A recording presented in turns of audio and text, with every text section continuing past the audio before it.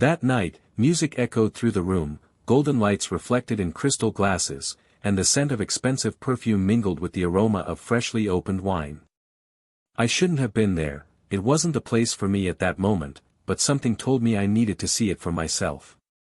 When I walked through the door, I saw exactly what I didn't want to see, her, laughing, spinning, her head tilted back, surrendered to the arms of another man. Not just any man. It was him, the figure who should have been just a distant name in her workplace, but who now held her waist with too much intimacy to be innocent. I felt my stomach tighten, the blood rush to my face, and my breathing quicken. My body moved before I could even think, and as I approached, the words came out almost whispered, but carried a weight she would never forget: "You deserve each other, be happy." I saw the color drain from her face, her eyes wide, as if my presence were the final blow she never expected to receive.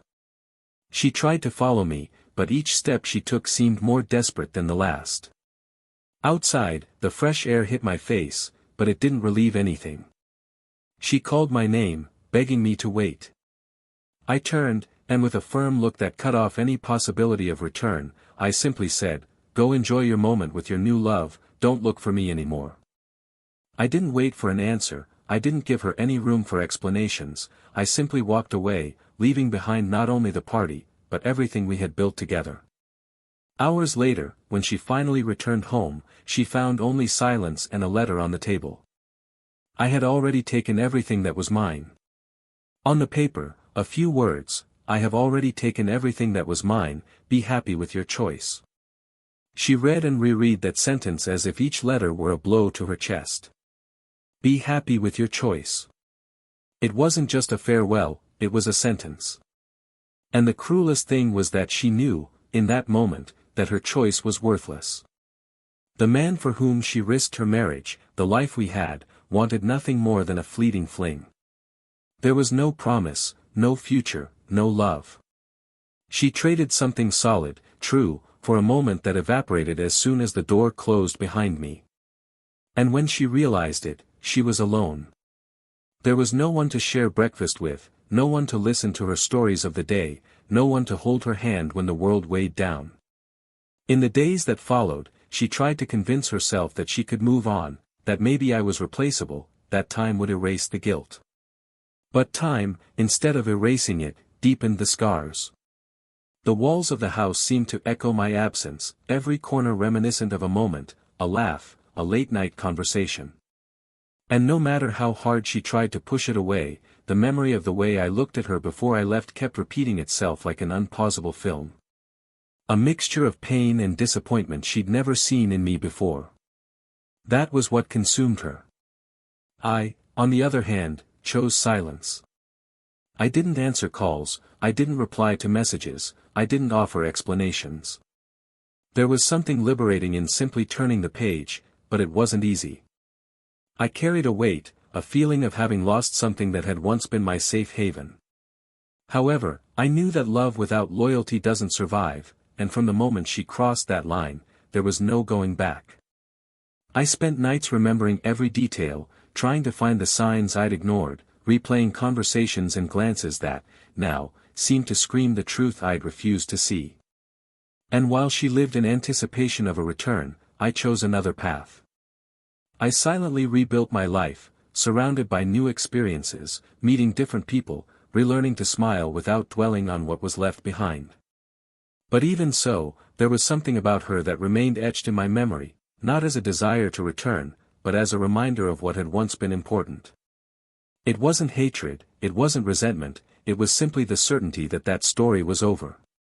The months dragged on for her. The illusion she'd felt at the party shattered within days, and she soon realized that this man wasn't willing to share anything beyond a few secret encounters. What had seemed like an exciting adventure turned into an uncomfortable void. And it was in this emptiness that she began to understand the extent of what she'd lost. Mutual friends began to drift away, the closeness with family members became uncomfortable, and even her own reflection in the mirror seemed fraught with regret. Our reunion didn't happen by chance. It was in a simple place, on a regular day, without glamour, loud music, or the glitz of a party. I was different, lighter, with a smile that wasn't forced. When our eyes met, time seemed to stand still. She approached slowly, as if stepping through a minefield. Her voice trembled as she asked to talk, and there was a weight of regret so obvious anyone could feel it. She tried to explain, saying it had been a mistake, that she didn't know what she was doing, that she'd never stopped loving me. I listened to her in silence, without interrupting, without raising my voice. When she finished, she took a deep breath, perhaps expecting an outburst of anger or a speech filled with hurt. But what she received was the opposite. I looked her in the eye and calmly told her I forgave her. Not for her sake, but for my own, so as not to harbor the poison of anger in my chest. I forgave her because there was no longer room for resentment. However, I also made it clear that my life had moved on. There was someone else. A woman who didn't make me empty promises, who didn't trade me for a fleeting moment of emotion, who was with me not for what I could offer, but for who I was. She tried to smile, but her eyes betrayed that those words were like knives. She asked to meet me again, but I declined. I said I wanted her to be truly happy, and I said goodbye. And there, in the middle of the street, with the sound of cars passing by and people who knew nothing of our story, I realized that cycle had ended definitively. But what she did after that, that's what no one expected. And that's where the real twist in this story begins. Welcome to our channel. Here, we make it clear, we do not condone or romanticize any type of betrayal. All the stories you hear are fictional and have a single purpose, to show how betrayal destroys lives, corrodes feelings, and leaves lasting scars. Get ready, because now you're about to hear an intense, emotional, and shocking story. The couple lived in a house with a simple facade, but full of details that revealed their mutual dedication. The front garden always had fresh flowers, not out of vanity, but because the sight of them in the morning did them both good. Lucas, a man with a calm gaze and a serene voice, had a habit of making coffee before the day began, leaving the table set with cut fruit and the aroma of freshly baked bread. Clara, with her natural energy and a smile that seemed to light up the room, liked to sit across from him in the morning, holding the cup in both hands as they discussed their plans for the day. They had a routine that, to many, might seem ordinary, but for them, it was a silent ritual of care and presence. The respect they had for each other was evident in the little things, like saving the last piece of cake for the other or remembering a detail of a conversation that seemed unimportant. The beginning of their relationship had been marked by intense and sincere moments. Lucas remembered the first time he saw Clara, sitting on a park bench with an open book, so absorbed in reading that she didn't even notice when he approached. There was something in that moment that made him believe she wasn't like the other people he knew, as if she carried an entire universe within herself. Clara, in turn, always said that what captivated her about him was the calm way he listened, taking his time to speak, as if every word deserved attention. Over the years, this connection strengthened. They had a chemistry that wasn't explained solely by romantic love, but by a deep friendship that seemed to make them partners in everything. Their lives weren't just made up of big events, but of many ordinary moments that, together, became memorable. Sunday afternoons, for example, were reserved for cooking something new. Lucas loved experimenting with different seasonings, while Clara made up funny stories to justify recipe errors. Between laughter and experimentation, they always ended up creating dishes that were better for sharing. In the evenings, they liked to sit on the porch, watching the city lights in the distance and talking about the dreams they still wanted to realize. Among these dreams, they talked about travel, home improvement projects, maybe even expanding their family someday. Everything felt solid, as if they were building something that nothing could shake. Lucas worked in a field that demanded discipline and responsibility. He spent his days solving problems and dealing with people of different backgrounds, but when he returned home, he would shed any tension, finding a safe haven in Clara. She, in turn, had a more creative professional life, constantly surrounded by new people and ideas. This allowed her to bring home different stories and perspectives, something Lucas admired. They complemented each other, he offered stability, she brought lightness and novelty. This exchange kept their relationship vibrant, balanced, and full of new possibilities. Among their friends, they were known as the inspiring couple. When they arrived together for gatherings, there was a perceptible harmony in the way they looked at each other, as if communicating with discreet gestures. A glance from him could make Clara smile without anyone else understanding why, and this, to outsiders, seemed proof that the love between them was unshakable. On special occasions, it wasn't the expensive gifts that mattered, but the way they dedicated themselves to creating memorable experiences for each other. Birthdays were celebrated with home-cooked dinners, handwritten letters, and playlists featuring songs that had shaped their relationship. However, as with any long-term relationship, there were challenges. Arguments arose from time to time, usually over small issues that, if left unresolved, could escalate. Lucas was more reserved and preferred to reflect before responding, while Clara had the urge to spill the beans. Despite this, they found a middle ground, reconnecting when both were ready. They knew there was no such thing as perfection, but what mattered was their commitment to always meeting each other halfway.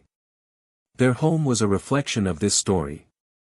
The living room's walls were covered with travel photos, moments captured unposed, where smiles were genuine. A painting on the wall showed a landscape they had seen together on a trip to the countryside, painted by Clara as a gift for Lucas. In the bedroom, there was an antique piece of furniture inherited from his family, which she patiently helped restore. Each object seemed to have a story, and each story, a piece of who they were together.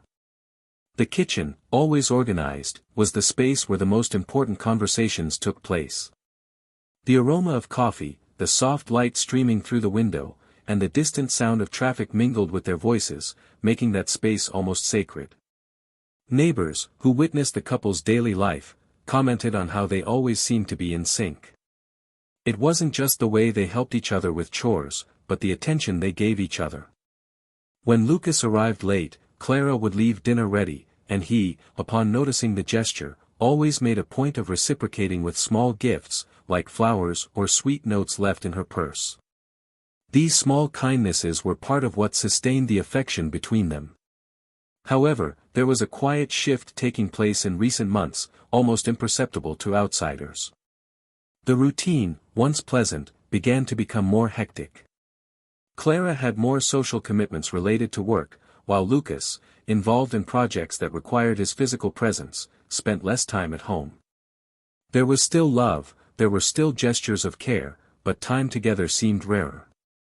Some important conversations were put off until later, and that later never arrived. Lucas noticed small absences, but attributed them to the busyness of life. Clara, in turn, felt he was more distant, but preferred to believe it was just a phase. Even so, there were moments that reaffirmed their bond. An unexpected dinner on a Friday, a lingering hug before bed, a text message in the middle of the day just to say, "I miss you." These were the details that, for Lucas, confirmed that what they had was still solid. For Clara, these moments were like respites from her busy routine. She was still proud of what they had built, still spoke fondly of it to her friends, and still believed they were on the right path. As time passed, they continued to live within that house full of stories, like guardians of a love that had endured so much. Life went on, full of commitments, laughter, and plans that, in their minds, still projected years into the future. But what seems immutable doesn't always stay the same. Small cracks can appear, and sometimes it's only when they begin to widen that one realizes something has changed. For now, however, what was visible was a couple who, for all intents and purposes, still walked side by side, united by what they had experienced and by what they believed they could still experience.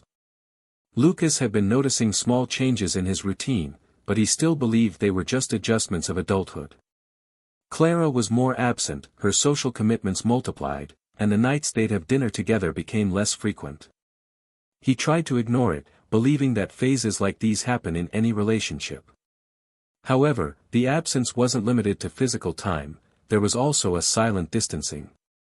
Conversations, once long and full of details, were now limited to quick exchanges about the essentials. Even so, Lucas maintained a careful attitude, sending affectionate messages during the day or preparing her favorite dish when he knew she'd be home late. One night, Clara casually mentioned an important work-related event. She said it would be at her boss's house, something more intimate, restricted to a few guests. Lucas, although he wanted to go, noticed she hadn't invited him and decided not to insist. He trusted her, believed mutual respect was the foundation of their relationship, and so he saw no reason to question her. However, something inside him, an almost imperceptible feeling, made him mentally note the date. The day of the event arrived, and he spent most of it trying to distract himself, but his restlessness persisted. As the night wore on and Clara didn't hear from him, curiosity got the better of him. He decided to go to the location, not with the intention of keeping watch, but to surprise her. Upon arriving, he saw cars parked in front of an imposing house, lit from within with a warm, festive glow. The sound of music drifted through the half-open windows. Lucas hesitated for a few seconds before entering, as if knowing he was about to cross an invisible line. When he finally pushed open the door, the scene before his eyes made his heart race. People laughed, glasses clinked, and in the center of the room, among them all, was Clara. She wore a dress he'd never seen before, twirling gently to the music, with a wide smile, while another man held her waist intimately. Lucas didn't need much to understand. It wasn't just a dance. There was a sparkle in her eyes he hadn't seen in a long time, but now it was focused on someone else. He approached slowly, each step heavier than the last. The ambient sound seemed distant, as if everything around them had faded. When he was just a few meters away, they noticed him. Clara's smile instantly faded, and she froze, as if the ground had disappeared beneath her feet. Lucas looked at them both, and the words came effortlessly, but with a cold edge, "You deserve each other, be happy." The silence around them was immediate, as if everyone there understood something serious had just happened. Clara tried to follow him, calling out to him, but he didn't stop. Turning to face her one last time, he said firmly, "Go enjoy your moment with your new love, don't look for me anymore." Her expression was a mixture of disbelief and panic. He left the house without looking back. The cool night air felt heavier than ever. He drove home, removed all his belongings, and left only a letter on the table. There was no room for long explanations, just the phrase that would echo in her mind for a long time, "I've already removed everything that was mine, be happy with your choice." As he packed his things into the car, he didn't think about what would come next, only about what he needed to do now. There was nothing left to keep. What they had shattered there, in the middle of a brightly lit room, with music and laughter that now sounded fake. Hours later, when Clara entered the house, silence enveloped her. She called out to him, but there was no answer. She spotted the letter and, as she read it, felt the weight of each word. "Be happy with your choice." Those letters seared themselves into her mind like a relentless reminder that something was over, forever. She knew that, deep down, what she had with that man was nothing more than a fleeting moment. There was no love, no promise, only the brief warmth of something forbidden. Now, alone in the silence of the house, she felt Lucas's physical and emotional absence like a void impossible to fill. In the days that followed, she tried to maintain her routine, as if nothing had happened, but every gesture reminded her that he was no longer there. Breakfast was only for one, the bed seemed too big, and even the sound of the door opening at the end of the day no longer existed. She began to understand that the price of her choices went far beyond an exciting night. She had lost a man who genuinely loved her, someone who knew her flaws and still remained by her side. And yet, for some reason she couldn't explain, she had risked all of that. Lucas, on the other hand, remained silent. He didn't respond to messages, didn't answer calls, didn't ask for explanations. He knew that if he gave her space, he might be tempted to listen to excuses, and that would make him question his decision. He preferred to keep his pain to himself and focus on rebuilding his life, away from any memories that might make him retreat. He avoided places where he knew he might run into her, and if anyone asked, he simply said there was nothing more between them. The impact of that night spread silently among close friends. Some distanced themselves from her, unable to understand or support her choices. Others tried to counsel her, but realized that nothing they said would restore what she had lost. Lucas, little by little, began to create new habits, filling his time with things he had previously put off. There was a mixture of sadness and determination in his eyes, as if he had accepted that some losses are permanent and that the only way to move forward is to not look back. The distance between them became more than physical. It was an emotional chasm no bridge could cross. Clara began to feel the true weight of regret, a regret that manifested itself not only in tears, but in the awareness that time does not go backward. She knew that any attempt at rapprochement at that moment would be rejected. But deep down, she still harbored the hope that one day she could explain, ask for forgiveness, and perhaps hear from him that there was still a way back. She didn't know, however, that what was to come would completely change the way she saw everything. Because the reunion, when it finally happened, wasn't what she expected, and the words she heard from him weren't what she imagined. What Lucas carried inside him, and what he had chosen for his life after all, was something she could never have predicted. And that truth was yet to come to light. Clara spent weeks mentally rehearsing what she would say if she had the chance to see him again. The words jumbled in her head, sometimes sounding sincere, sometimes insufficient for the depth of the wound she had inflicted. Among the mistakes she relived night after night, that moment at the party emerged like a scene etched in her memory, every detail of it carrying a weight that never diminished. When she finally decided she had to find him, it wasn't on impulse, but out of an urgency she could no longer contain. She knew he would likely refuse, that she might not even be able to look him in the eye without seeing the reflection of everything she had destroyed, but she still had to try. It was a clear afternoon, the sun gilding the facades of the houses, when she saw him from afar. Lucas was standing on the sidewalk, talking to someone who seemed to be telling him something cheerful. He was smiling, and that smile held none of the hint of hurt she remembered. It was light, natural, as if coming from a place of peace. Clara walked slowly, her heart racing and her hands cold, until he noticed her presence. His gaze changed, not with hostility, but with a distant recognition, like someone seeing someone who was part of a life long gone.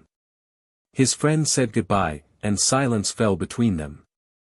She took a deep breath before speaking, her voice wavering but resolute, saying she needed to apologize, that she needed to explain, that she wasn't there to justify anything, but to acknowledge the damage she had caused.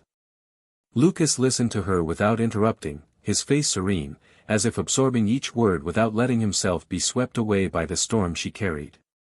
Clara spoke of the confusion she felt at the time, of how she had let herself be swept away by a moment that should never have existed, of the lack of clarity that blinded her to the true value of what they had. Her words were choked with emotion, and her eyes could no longer hold back the tears. When he finished, he waited. He waited as if awaiting a verdict. Lucas held her gaze for a few seconds before speaking, and his tone held no rancor, only calm firmness. He said he forgave her. That he held no grudge, that he didn't wish to see her suffer, that he had understood that harboring hatred would only destroy him. Clara, upon hearing this, felt her body relax for a moment, as if a weight had been lifted. But the pause that followed his forgiveness carried something she couldn't immediately decipher. Lucas continued, saying that although he forgave her, the time they spent together was over. He had moved on. It wasn't meant to hurt, but to make it clear that his life had taken a different direction. Clara tried to ask what he meant by that, and he responded with the same calmness: there was someone new in his life. A woman who made him feel safe, valued, and loved in a way he needed at that moment. Someone who entered his life without rushing, who asked for nothing in return but the truth, and who helped him rebuild himself when he was still trying to understand his own ruins. Clara swallowed, feeling her throat tighten. She tried to smile, but her expression was a mix of shock and pain. She asked if he was serious, and Lucas, without hesitation, said yes, that he was happy, and that he had no doubt this was the woman he wanted to be with. There was no provocation in his voice, only conviction. She took a step back, searching for something to say, but nothing seemed to fit. She wanted to argue that they had history, that the love they'd built couldn't be replaced, but when she looked into his eyes, she understood it wasn't a matter of replacement. He was no longer in the same place as her. The silence that followed was heavy. Clara took a deep breath and said she just wanted him to know that if she could go back in time, she would do everything differently. That she would forego any moment of impulse to keep what they had intact. Lucas nodded slightly, but replied that time was not something that could be remade. He said their life together was important, that he had learned a lot by her side, but that he had also learned that certain losses teach us to value those who truly want to stay. And that, as much as he respected what they had experienced, what mattered to him now was to cherish the present. His words weren't spoken harshly, but each one hit Clara as if leaving an invisible mark. She realized there was no longer room for her in the future he was building. The woman who now occupied the place beside him wasn't a temporary ghost, but a real, solid presence. There was no promise of a new beginning, no cracks. And what hurt most wasn't the fact that he'd moved on, but the way he was whole, as if he'd truly left behind not only the hurt but also the need to look at the past. Clara lowered her eyes, knowing that any insistence would be disrespectful to the path he'd chosen. She simply said that she wished him happiness, and for the first time, she said it without ulterior motives. Lucas thanked her and said goodbye with a brief hug, almost formal, but filled with silent respect. As she walked away, she felt the world around her seem larger, emptier. It wasn't just the loss of him as a husband or companion, it was the loss of a friend, someone who knew her silences and knew how to interpret them. Lucas stood there for a moment, watching her leave, feeling no need to call her back. He knew that conversation had definitively closed a door that should never be opened again. There was a strange peace in it, the peace of knowing there was nothing more to say, that everything that needed to be understood was clear. And as she disappeared around the corner, he took a deep breath and walked back down the path that now made sense to him, without looking back. Clara walked aimlessly after that conversation, the sounds of the street seemed muffled, as if the whole world had placed a blanket over what remained of her courage, but her body was on automatic, and her thoughts came in disordered waves, sometimes blaming her own impulse to seek him out, sometimes thanking her for at least hearing the truth bluntly. There was a harsh logic running through it all, he had forgiven her, but there was no longer a place for her in his future. This understanding, clear and simple, hammered at her with a cadence that left her breathless, and yet something inside her pushed her toward a final gesture, a farewell wave that wasn't a hasty escape around the corner. The next morning, after a night scattered with short naps, she wrote a short message asking to meet him at a cafe they knew, a place that held no painful memories, just a welcoming neutrality, weathered wooden tables, the lingering scent of freshly ground coffee, and a light that filtered through the window like an invitation to breathe. He responded with a few words and a timetable. There was no warmth, no coldness, just agreement. When Lucas arrived, he had the same calm air as the day before, a serene weariness that somehow seemed more like maturity than exhaustion. He pulled out her chair, nodded almost imperceptibly, and asked if she was okay, without any drama. Clara replied in a whisper that she was, that she needed to thank him for listening to her, and that she wanted to return something. She opened her bag with unsteady hands and placed on the table a small cardboard box tied with a simple string.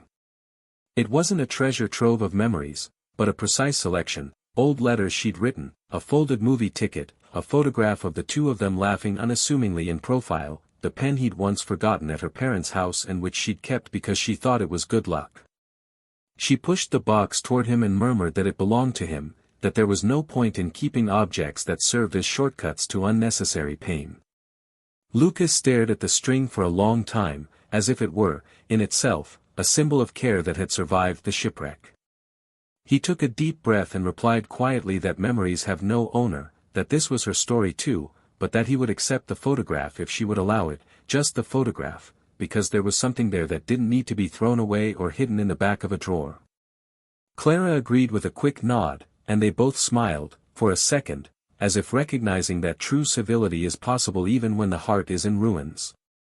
The waiter left 2 steaming cups, and the silence between them became less harsh. It was Clara who decided to break through with honesty, telling him she loved him, that it had taken her too long to understand what she was losing, that the image of him, serene and whole, had wounded her with beauty because it revealed the life she hadn't known how to care for.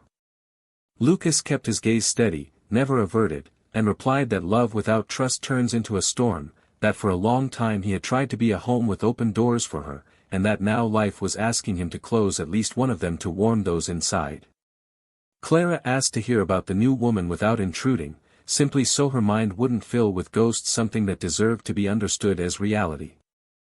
Lucas didn't turn it into a trophy, he didn't show off, simply describing a presence that arrived gradually, a calm that didn't demand anything more from him than he was, a joy tamed by respect, and when he used the word peace, Clara felt her stomach contract in an almost childlike fright. She didn't ask for petty details, didn't ask where they'd met, didn't ask about dates. She preferred to remain convinced that the world had been kind to him after the disaster, and so she nodded silently, accepting the pain like someone accepting a necessary injection. After coffee, he stood and paid the bill, waving away her attempt to split the bill. On the sidewalk, under a late afternoon sun that gilded the edges of things, Clara asked for another minute, not to change anything, but to say what she'd kept in mind since the party, that she wouldn't make excuses, wouldn't cut corners, and that if at any moment he felt he needed anything from her, anything at all, he'd find open doors on this side, even if it was just to borrow a book, a forgotten painting, or advice about an antique piece of furniture. Lucas thanked her, touched her shoulder lightly, a brief touch like a seal of peace, and said he'd write, not out of obligation, but out of respect. When he walked away, there was no drama, just a rare clarity, the kind that hurts and liberates at the same time. Days later, when Clara felt her breath was beginning to circulate better, chance decided to test her. She was leaving a restaurant with a longtime friend who had insisted on taking her out of the house for a no-questions-asked night out, and as she crossed the room, she heard his laugh before she saw him. It wasn't an exaggerated laugh, it was a laugh that recognized grace in small things, the same laugh that had once made her fall in love without haste. She tried not to search with her eyes, but they went by themselves, as if they had a memory of their own.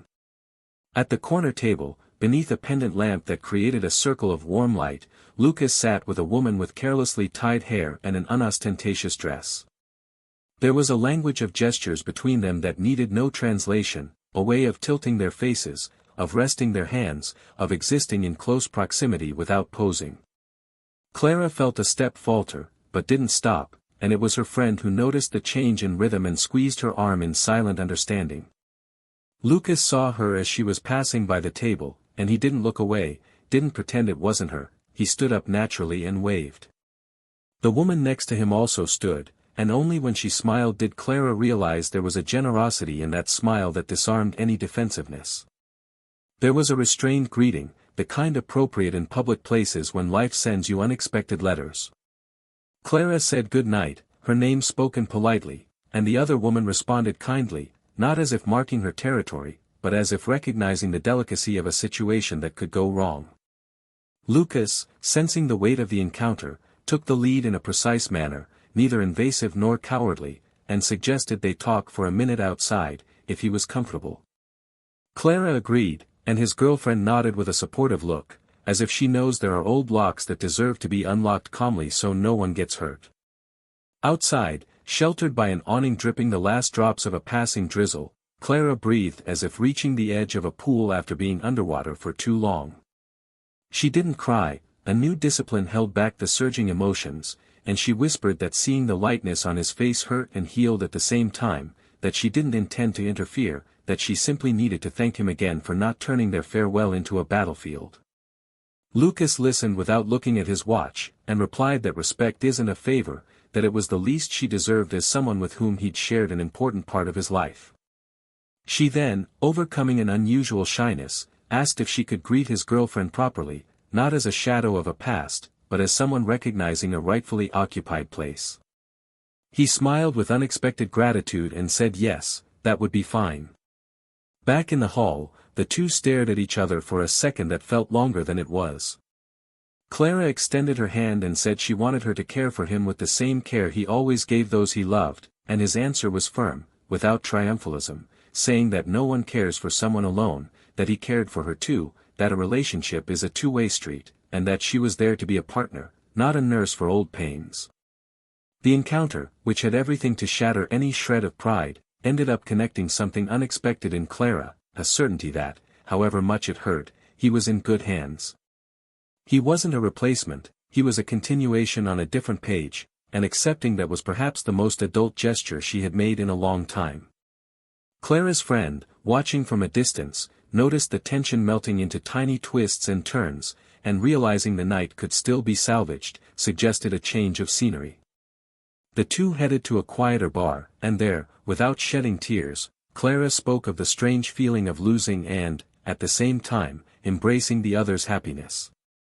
She dissected memories without turning them into a knife, acknowledged her own responsibility without donning a hair shirt, and when her friend risked asking if she thought she would ever have the courage to love again, she replied that there was no point in trying to guess, that what mattered now was relearning to trust herself, to be someone who didn't trade her own worth for crumbs of euphoria. That same night, on her way home, she passed a bookstore window and went in without thinking, bought a hardcover notebook, and decided she would write for herself like someone putting together an escape map, not to run away from everything, but to avoid getting lost in the labyrinths of guilt. The following week, Clara sent Lucas one last message, not to reopen the conversation, but to thank him for the chance encounter that had somehow helped her close a window that kept banging on the draft in her head. She wished him simple things, a trip without incident, a dinner that turns into a joke, a lazy Sunday, and ended with a "be well" that didn't ask for anything in return. He responded a few hours later with a "you too," and the simplicity of that echo, without emotional attachments, definitively marked the boundary between past and present. From then on, Clara began organizing her own home as one might rearrange a body, rearranging the furniture, painting a wall a different color, clearing out spaces that held unused objects, and, in the midst of this cleaning, she found an old note, an undated phrase written by herself: "Those who rush to feel end up tripping over their own heart."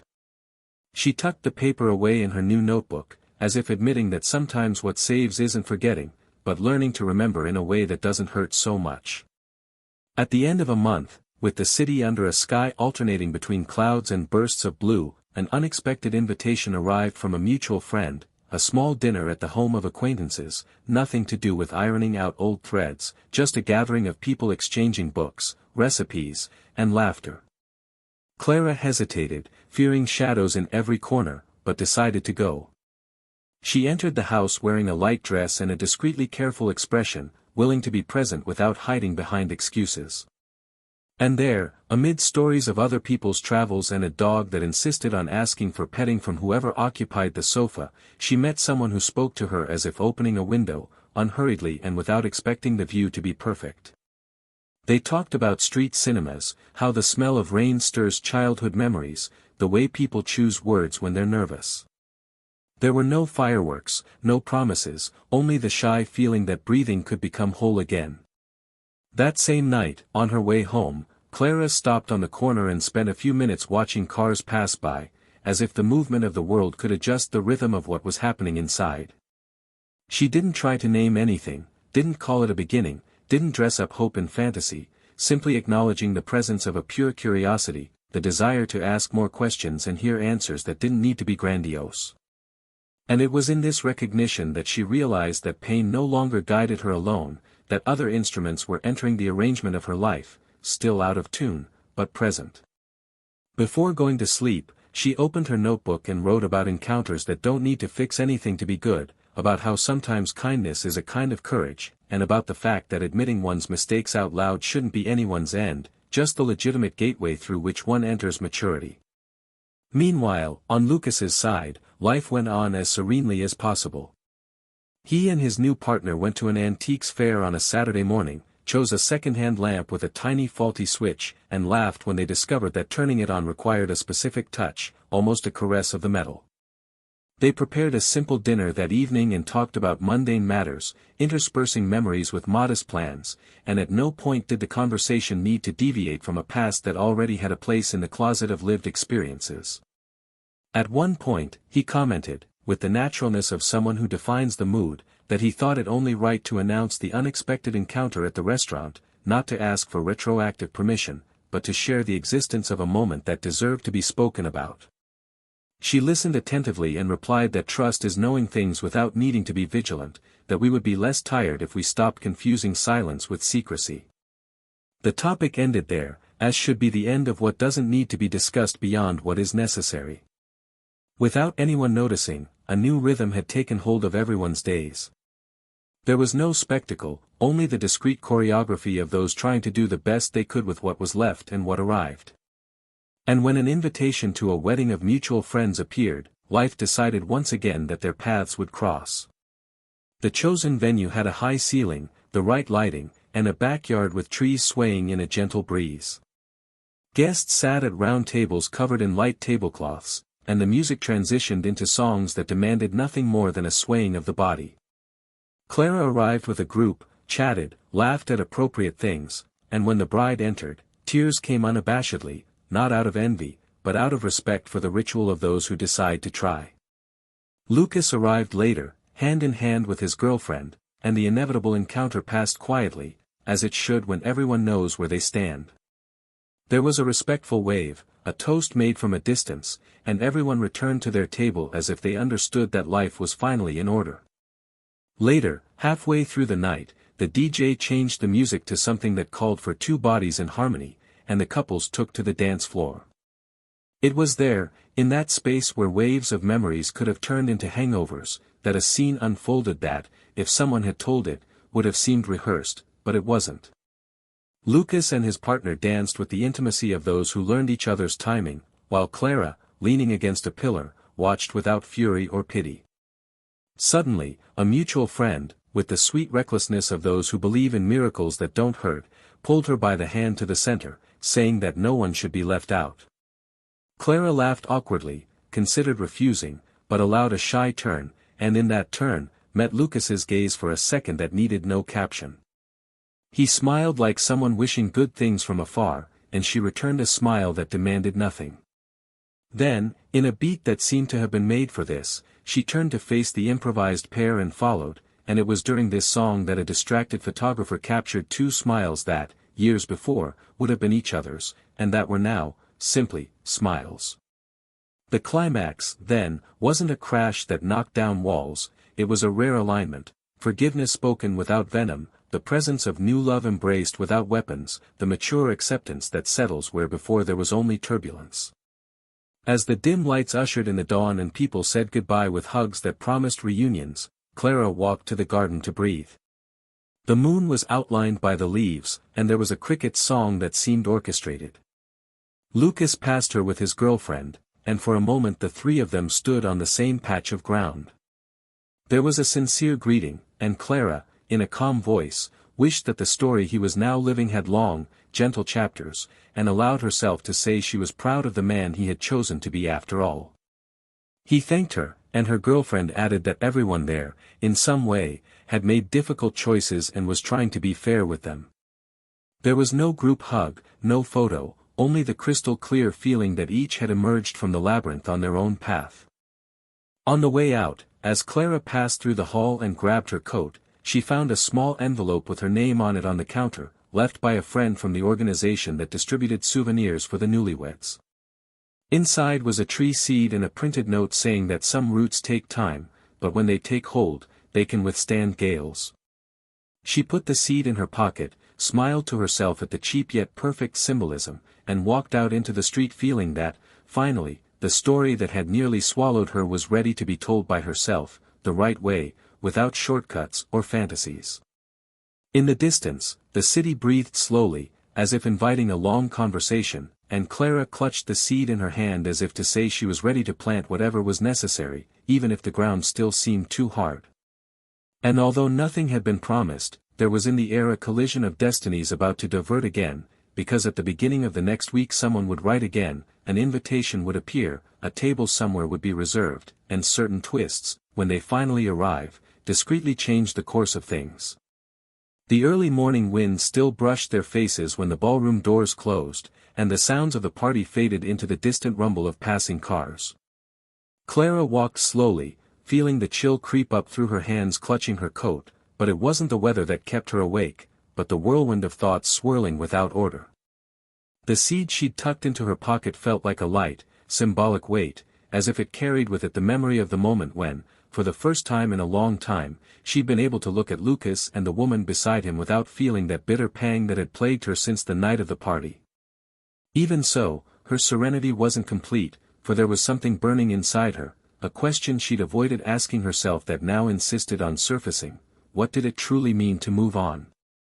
Would it mean to distance herself completely, no longer in contact, erasing every possibility of crossing paths, or would she learn to live with the idea that he would continue to exist, experiencing happy moments alongside her own life?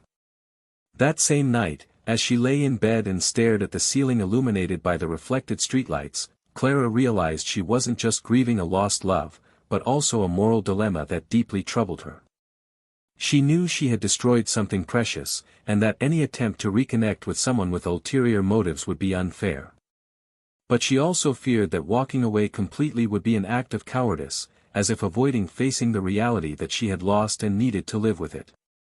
On the other side of this equation, the question arose: what if, somehow, it were possible to transform everything into a genuine friendship, without burden or expectation?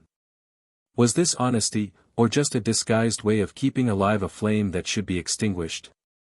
As he wrestled with these questions, Lucas, at home, put away the lamp he had bought with his girlfriend the week before, arranging it on the bedside table. He also reflected on the night, on his encounter with Clara, and on what that moment had revealed about himself. He realized that, despite everything, there was a care that endured, a trace of affection that hadn't completely faded. It wasn't love, it wasn't desire, but a kind of gratitude for what they'd experienced, mixed with the awareness that she was trying to find a path to redemption. This recognition, however, was accompanied by a concern: to what extent would offering space and listening not blur the lines? He knew his own heart well enough to know he needed to protect what he was building now, but he also didn't want to fall into the opposite extreme and act with unnecessary coldness. The following days passed almost silently. Clara maintained her routine, but each place she frequented seemed to carry small memories. As she crossed the square where she usually met him after work, she noticed that the tree that always provided shade in the late afternoons was in bloom. She remembered how he used to joke that this was their official meeting place, even though it was just a weathered wooden bench. She sat there for a few minutes, watching children run and couples chat, until she realized she needed to make a decision about how she would deal with Lucas's presence in the future. She couldn't live avoiding places or people to avoid crossing paths with him, but she also didn't want to create situations that could be interpreted as attempts to invade his space. One afternoon, while having coffee with a friend, she was surprised by an unexpected proposal. Her friend mentioned that a community project to restore a cultural space needed volunteers, and that Lucas and his girlfriend had already signed up to help. It was an opportunity to do something useful, to contribute to something bigger than any personal drama, but it also meant spending days in the same environment as him. The invitation felt like a test of her own resolve. Accepting would mean proving to herself that she was capable of handling the situation with maturity, but refusing would, in a way, confirm that she still lacked control over her emotions. She spent the night thinking about it, evaluating whether her motivation to participate was truly altruistic or if there was a lingering need to be close to him, even under the guise of a collective effort. Upon learning that Clara might join the project, Lucas also faced a dilemma. His first reaction was caution: would it be fair to his girlfriend to expose everyone to frequent contact? At the same time, there was no practical reason to prevent her from participating, and any such action could be interpreted as a lack of trust. He discussed the possibility with his girlfriend and heard her reply that, in a way, simplified the matter: if I'm your choice, there's no need to fear those left in the past. These words, spoken without a hint of insecurity, made him realize that the dilemma lay not in her reaction, but in his own, in how prepared he was to deal with Clara's presence without letting old memories infiltrate the present. When she finally decided to participate, Clara entered the workspace with a reserved demeanor. She didn't immediately seek out Lucas, greeting everyone politely, and focused on the tasks assigned to her. She painted walls, helped organize boxes of donated books, and little by little, the initial tension dissipated. There were moments when they exchanged glances, and in those moments, there was no overt discomfort, just a brief exchange of recognition. Lucas's girlfriend, always kind, treated Clara as she would any other volunteer, and this normalcy, though strange at first, began to bring a certain relief. There were no innuendos, no need to prove anything to anyone, just an environment where everyone was focused on the same goal. It was during one of these afternoons that a delicate situation arose. One of the volunteers commented, offhandedly, that he thought it was cute to see the two of them working together, and hinted that there seemed to be some chemistry still present. The comment was almost joking, but it struck Clara like a poisoned arrow. She walked away, went to a quieter area, and sat there for a few minutes trying to gather her thoughts. She knew she couldn't allow others to create narratives that didn't correspond to reality, as that would be unfair not only to Lucas but also to the woman beside him. When she returned, she found Lucas alone putting away some materials and took the opportunity to say, as clearly as possible, that she wanted to avoid any misunderstandings and that if at any point her presence caused discomfort, she would leave without a problem. He replied that it wasn't necessary, that people would always talk, but that what mattered was the truth between them and how they dealt with it. This conversation brought both weight and lightness. Clara understood that, although she was on a path of learning and respect, there was still an external judgment ready to transform any interaction into something it wasn't. This recognition made her more careful, not to hide, but to remain true to her decision not to cross boundaries. She also realized that moving forward wasn't just a matter of feeling or not feeling something, but of acting according to principles that supported that choice. For his part, Lucas began to pay close attention to how the past and present intertwined in the eyes of others, and this reinforced in him the importance of maintaining transparency with everyone involved. As the workdays progressed, the project began to take shape. The cultural space gained new colors, organized shelves, and an energy that went beyond the physical renovation. There was a certain collective pride in seeing the result emerge, and this helped to dilute any lingering personal tension. However, Clara knew that sooner or later, she would have to deal with saying goodbye to this controlled coexistence. When the last day arrived, he felt a mixture of relief and anticipatory nostalgia. Relief at having managed to get through the experience without breaking the barriers he had set out to respect, and nostalgia at knowing that this indirect contact, already part of their routine, would end. On the afternoon of the closing ceremony, as everyone gathered for a group photo, Lucas and Clara happened to stand side by side. It was a brief moment, but one filled with silent understanding. There was no need for words, for they both knew this was the closing of a specific chapter, and that from then on, encounters would once again be the work of chance. When the event ended and people began to disperse, Clara walked calmly toward the exit. In her pocket, she still carried the seed she had received at the wedding, a reminder that things grow when given space and time. Outside, as the sun set and cast long shadows on the ground, she realized she was closer to accepting her rightful place in his story. Not as protagonist, not as antagonist, but as someone who, despite having made grave mistakes, chose to finish this journey whole. At the same time, a new question began to form, not about him, but about herself. Was she ready to make room for a new chapter not defined by Lucas's absence or presence? This question, which lingered as she walked, had no immediate answer, but carried the promise that, once answered, it would change the direction of her steps. And it was with this uncertainty that she now walked, ready to face whatever came, unhurriedly, but without retreating. The day after the project's completion dawned with a translucent sky and a wind that ruffled her hair as if offering small warnings that nothing to come would be shallow, and Clara woke with a different energy, not euphoria, but readiness, a quiet willingness to put into practice the version of herself she'd been trying to create since she decided she wouldn't take shortcuts. She sipped her coffee, opened her notebook, and saw the phrase about tripping over her own heart, and for the first time, she didn't feel a pang, she felt instruction.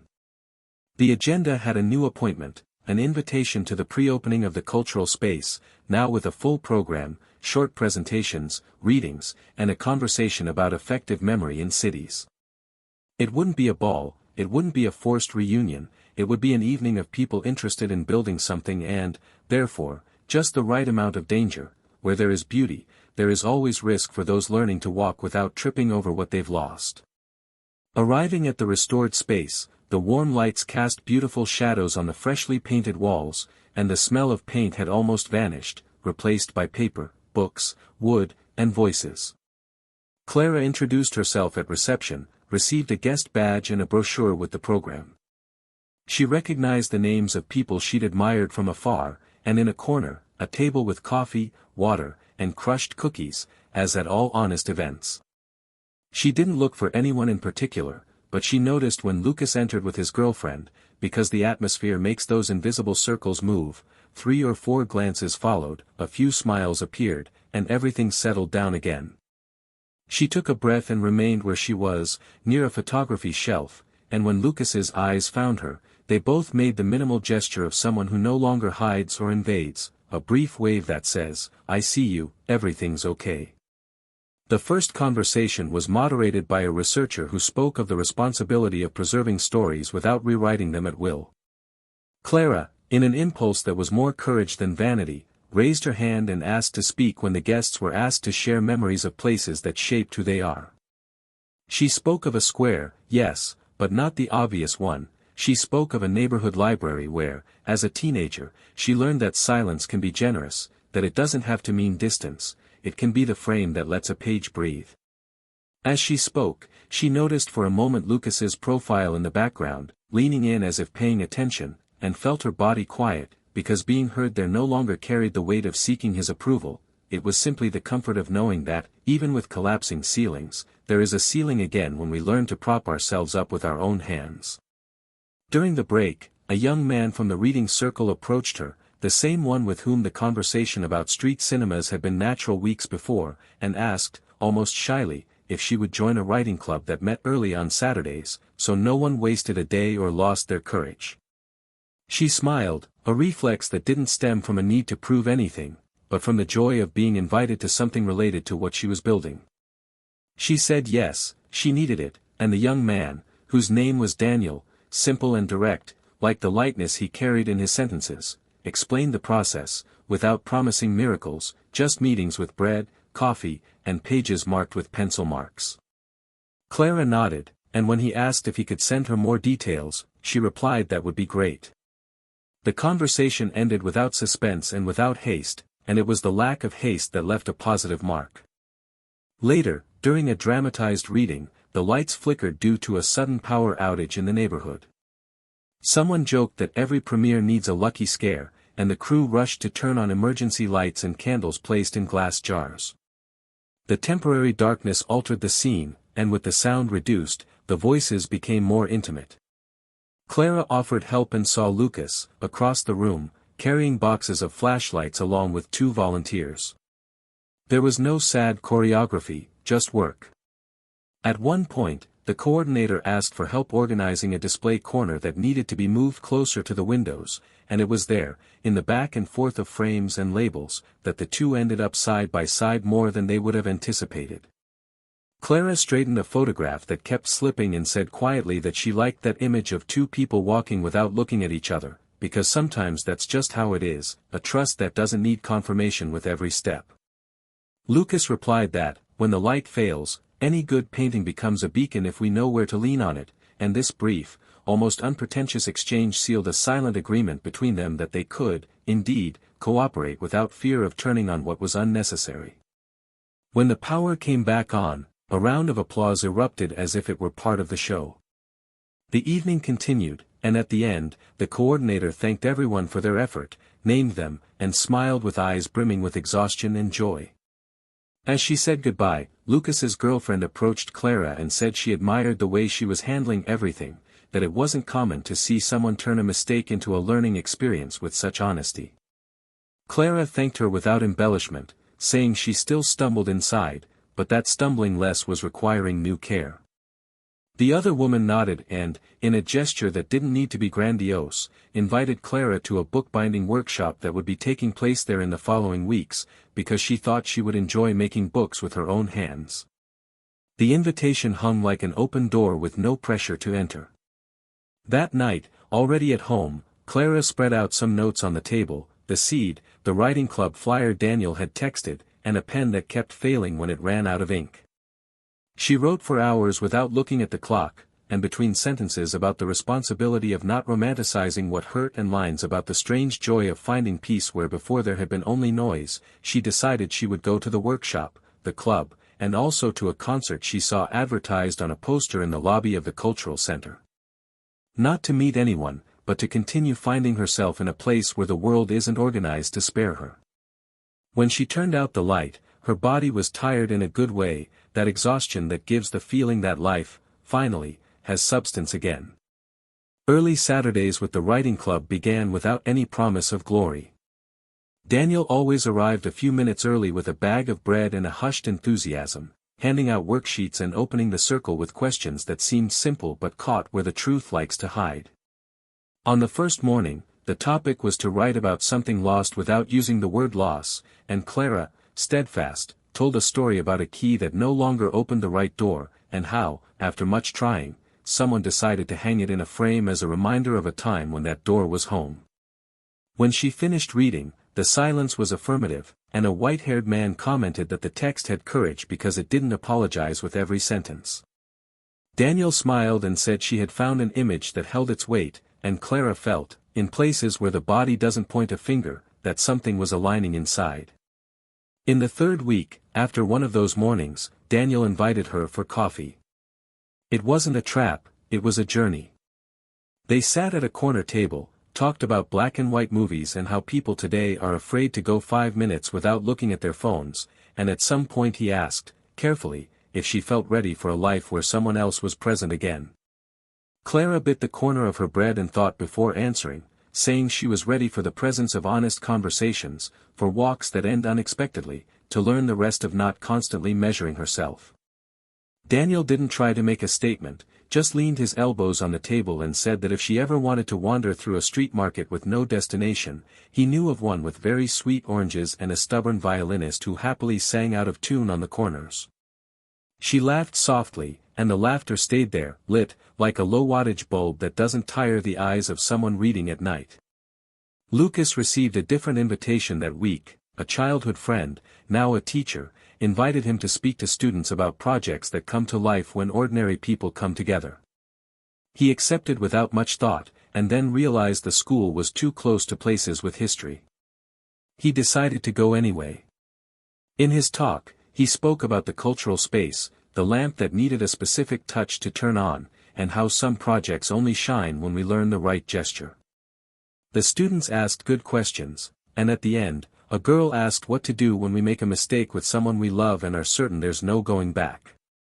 Lucas took a deep breath, realized he'd been summoned by someone he didn't even know to say out loud what he'd been experiencing inside, and replied that the first step is not to transform the mistake into an identity, that we can be greater than the worst thing we did, but that doesn't mean doors will reopen. He said that sometimes forgiveness is the way for the other person to move on and, at the same time, the way for us to continue being decent people. The girl nodded, and as he left, he felt he had given something back to the world. Their paths inevitably crossed again, in a practical and unobtrusive way. The Cultural Spaces coordinators, excited by the results, organized a joint program with an outdoor market and short lectures, and invited Clara to moderate a conversation about memory and Daniel to lead a writing workshop. Lucas would be responsible for a panel on community participation with other volunteers. It wasn't a romantic triangulation, it was a civic agenda. On the day of the event, in the morning, the sky threatened rain, but held off, and the tents were set up with firm ropes, the tarp stretched, and the tables lined up. Clara, with a binder of questions, checked the sound, double-checked names, and aligned small details with a calm that had been steadily gaining. When Lucas arrived, he offered to help with the cables and the distribution of chairs, and the exchange between them was technical, respectful, and without hidden subtext. His girlfriend showed up later with donation boxes and a smile that matched the rhythm of the place, and when the three presences shared the same square of floor, nothing clicked, everything just clicked into place, people experiencing things that can coexist. During the conversation Clara moderated, a confident and incisive woman in the audience asked what to do with memories that insist on hurting, whether it's right to keep them or whether it's right to discard them so that life can be at peace. Clara looked into this woman's eyes and replied that sometimes peace isn't found in choosing between keeping and throwing away, but in learning to store them in a way that doesn't hurt, like placing a glass object on a high, secure shelf, not to pretend it doesn't exist, but so it doesn't fall over. There were murmurs of agreement, and in a corner, Lucas realized that the answer was also something he needed to keep practicing. During their lunch break, Daniel pulled Clara to the street market 2 blocks away, the one with the sweet oranges. They walked among the stalls, listened to the stubborn violinist happily play out of tune, and when they stopped to sample a piece of artisanal cheese, he said, without embellishment, that he liked talking to her because there was silence between each sentence, and that silence didn't require translation. Clara felt the sentence settle inside her, the way good things do when they find a place, and replied that she liked not having to constantly defend a territory, that with him there was a neutrality that wasn't indifference. Daniel smiled, bought 2 oranges, made a point of peeling one and giving her the first segment, and neither of them turned it into a performance. They returned to the event with their hands still sticky with juice and a kind of contentment that needs no label. At the end of the day, already dismantling the tables, the coordinator warned that a storm was approaching and they would need to hurry. The tarps swayed, the first heavy drops fell, and, in an impulse that blended caution and camaraderie, Lucas and Clara joined others to hold the structures until the hooks were released. The rain fell hard, soaking sneakers, wetting hair, and laughter came because the body sometimes laughs when forced to run in the open air like a child. When everything was safe, everyone entered the lobby, soaked, and someone appeared with towels and hot coffee. Lucas's girlfriend brought an extra coat and, without ceremony, placed it on Clara's shoulders, who thanked her with a smile that reflected gratitude, not embarrassment. The gesture wasn't shallow, it was the kind of kindness that gives houses their name. In the warmth of the lobby, people gradually left, and the 3 said goodbye in a circle that required no long speech. Lucas said that the night in the space was open in case the rain took the light away again, that there were lanterns and blankets, and Clara replied that everything was under control, that she would arrive safely. On the way home, with the sound of water filling the streets, Clara felt an old thought trying to creep in, the one that asks if, in another life, everything could have been different. She didn't angrily banish the thought, she let it come and pass, like empty buses on a route we no longer travel. Arriving home, he took off his wet shoes, hung up his coat, and put the kettle on. While the water heated, he took the seed he still had and placed it in a small pot of soil he had bought days before. The pressure of his finger on the surface was careful, like someone who knows life doesn't need brute force to begin. Then he wrote in his notebook about rainy days and swaying tarps, about the strength of hands that hold together what could fly, and about the value of kindnesses that make no noise. The following week, the bookbinding workshop took place as promised. Clara came in, chose a simple fabric cover, sewed notebooks with waxed thread, patiently punched holes in the spines, and when she finished the first notebook, she felt a pride that seemed disproportionate to the object, but it wasn't. Binding pages and giving them a cover is an exercise in confidence in the future. At the end, Lucas's girlfriend, who was also a skilled bookbinder, came over and said, with knowing eyes, that she liked the firmness of the stitches, that there was no anxiety, there was method. Clara thanked her and, in a kind of circle that closes without tightening, asked if she and Lucas would be willing, one upcoming weekend, to donate a few hours to a joint activity between the writing club and the cultural center, something light-hearted, with children, so they could glue papers together, make up stories, and take a notebook home. The invitation wasn't an attempt to retain anyone, it was proof that mature relationships create public bridges, not secret passages. The answer was yes, of course, and they combined details with the naturalness with which good things are combined. When that Saturday arrived, the tables were covered with newspapers, the scissors were distributed, the white glue turned fingers into sticky little sculptures, and the children did the rest. They created cute monsters, heroes with scrap capes, poems that rhymed rain with grapes, and a 7-year-old boy, unaware of what had come before, asked Clara if she had ever destroyed something and rebuilt it differently. She laughed, surprised by the cruel yet perfect coincidence of the questions life chooses, and gently replied that yes, sometimes things break and we discover we know how to glue them together better than we imagined. The boy nodded with the excessive wisdom of children who haven't yet forgotten how to ask questions, and went back to cutting paper. Lucas, a few feet away, overheard and didn't need to comment. He simply felt that the layers of time were, at last, placed on their right shelves. As afternoon fell, after everything was ready, Daniel appeared with the out-of-tune violinist, now a friend, of course, for a final performance in the courtyard. The notes, even when they slipped, carried a warmth that redeemed any flaw, and Clara, leaning against a sun-warmed wall, realized that there was, at last, a place to rest. Daniel approached, didn't intrude, simply said he wanted to invite her for a walk early Sunday morning, without a plan, perhaps to a park, perhaps a market, and she replied that she wanted to, that it would be nice, and the word nice, said that way, had the weight of necessity. Lucas passed by, listened, didn't need to disguise anything, smiled, and made a "see you soon" gesture that no one tried to interpret beyond the obvious. That same evening, already at home, Clara opened the notebook she had bound herself and wrote about a subtle yet enormous difference, the difference between asking for forgiveness to heal and asking for forgiveness to not carry a shadow. She also wrote about what it's like to receive forgiveness and yet accept that it doesn't come with a return ticket. And, when she finished, she realized that the story she was telling herself no longer began with that party, it began before and continued onward, and between before and forward lay a present in which she was already walking without guilt holding her back.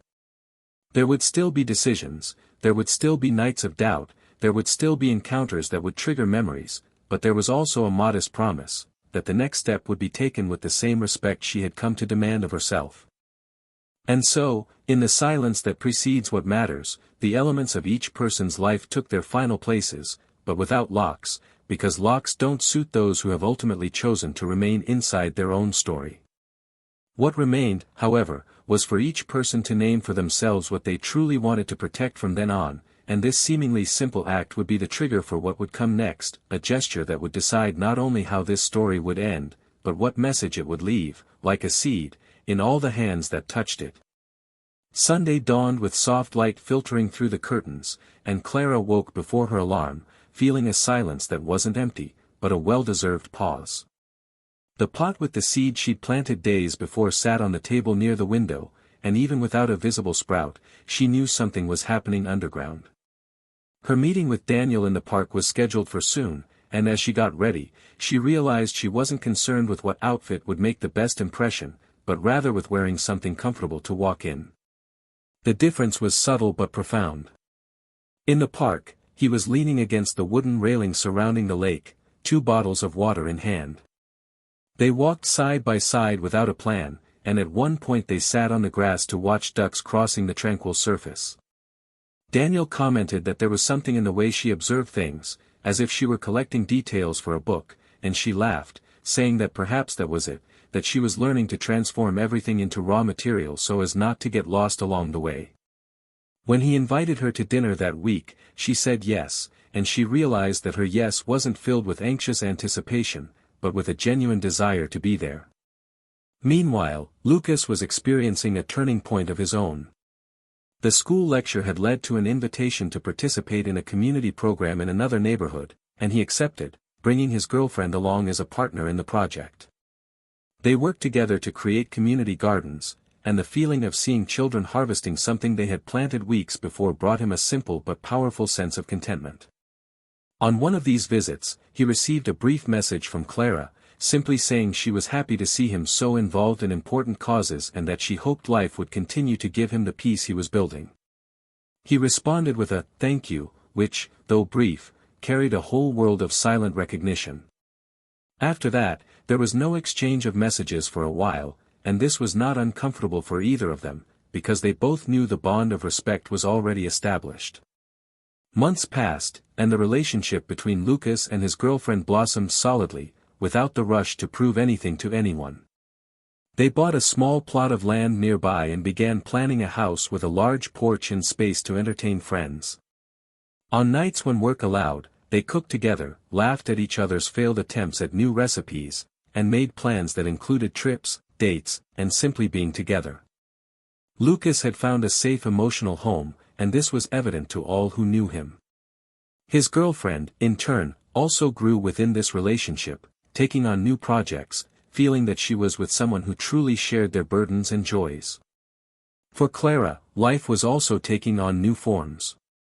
The writing club became an essential part of her week, and the bookbinding workshop resulted in a small project, selling handmade notebooks at fairs and cultural events. Daniel helped with the sales and, over time, became not only a partner in these initiatives, but also a constant presence in the small routines, late afternoon coffees, evening walks, visits to exhibitions. It was a relationship born of mutual respect, the pleasure of discovering the other without the obligation of being a spectacle. Daniel's lightness helped her keep her feet in the present, and she knew that was what she needed most at that moment. The inevitable reunion, however, came in an unusual setting. A charity event brought together several of the projects they were all involved in, and for the first time in a long time, Lucas, his girlfriend, Clara, and Daniel were in the same space, this time accompanied by others who didn't carry the weight of their past. Conversations flowed naturally, without awkward pauses, and at one point, the four ended up at the same table, talking about books, music, and travel. There was genuine laughter, and Clara realized that this scene, once unimaginable, was now just another snapshot of life taking its course. When the evening ended, there were warm goodbyes and a collective understanding that this was a peaceful ending, written without pain. A few weeks later, a symbolic gesture closed the cycle. Clara received an envelope in the mail with no return address, but its contents were unmistakable, the photograph Lucas had kept for himself, the one in which they were in profile, laughing unapologetically. On the back, only a handwritten phrase, "Stories are not erased, they are put in their rightful place." She placed the photo inside the first notebook she had ever bound, like a bookmark that would remind her not of the end, but of the journey she had taken. She smiled to herself, feeling that, somehow, she had received a final gift, the knowledge that their story was not tainted by hatred, but preserved by the conscious choice to move forward. Time, which had previously seemed to drag, sped up. Clara and Daniel began planning a short trip, just a few days, to visit smaller towns, ride bikes, and explore local markets. Lucas and his girlfriend inaugurated the porch with a luncheon for friends and neighbors, and the house, even still unfinished, already had the warmth of home. The occasional encounters that continued to occur, a fair, an event, a visit to a cultural center, were always accompanied by smiles and simple greetings. Nothing needed explaining, because everyone involved knew they were exactly where they wanted to be.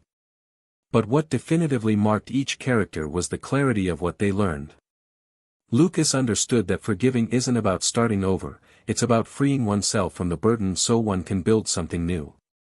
His girlfriend realized that loving someone with a complex past requires self-assurance and a firm focus on the present. Clara learned, perhaps the hard way, that choices have consequences, and that while it's possible to find new paths, some gates close forever, and that doesn't have to be the end of the world, it can just be the beginning of a more honest path. Daniel, in turn, showed that it's possible to enter someone's life without erasing what came before, simply by offering constancy and calm. This story isn't about villains and heroes, but about people who, through mistakes and successes, found ways to rebuild themselves. Betrayal destroyed a home, but it couldn't stop each from finding peace. The true love that existed between Lucas and Clara was a thing of the past, but the respect that survived became the bridge for each of them to cross to the other side, without carrying resentment as baggage. And now, I want you to comment on what you thought of this story, what was the moment that impacted you the most, and how you believe each character dealt with their own ending. Don't forget to subscribe to the channel to continue following stories like this, always full of intensity, emotion, and twists. Remember, this channel does not condone any kind of betrayal. All the stories here are fictional and serve to show how betrayal destroys families, loves, and bonds that, often, can never be rebuilt. Because, in the end, trust is like a delicate vase, it can be repaired, but it will never be the same again.